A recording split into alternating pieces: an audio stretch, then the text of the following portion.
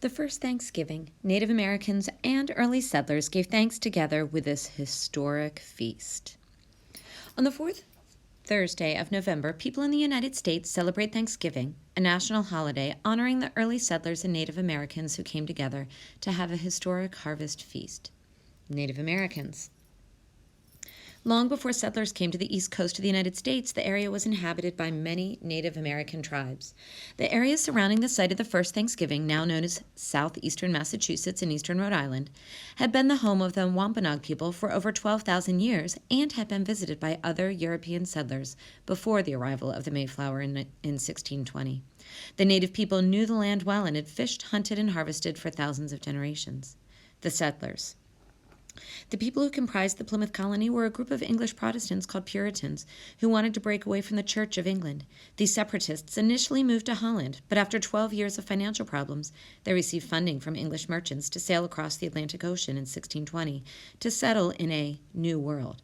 Carrying 101 men, women, and children, the Mayflower traveled the ocean for 66 days and was supposed to land where New York City is now located. But windy conditions forced the group to cut their trip short and settle at what is now Cape Cod, Massachusetts.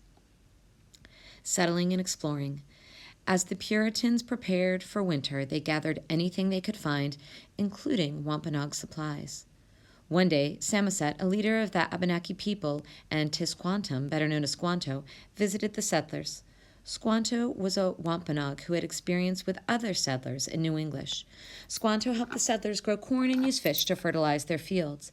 After several meetings, a formal agreement was made between the settlers and the native people, and in March 1621, they joined together to protect each other from other tribes. The celebration.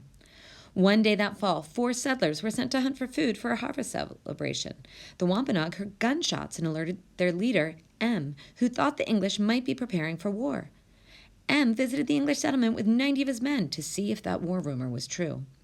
Well, soon after their visit, the Native Americans realized that the English were only hunting for the harvest celebration. M sent some of his men to hunt deer for the feast, and for 3 days, the English and native men, women, and children ate together.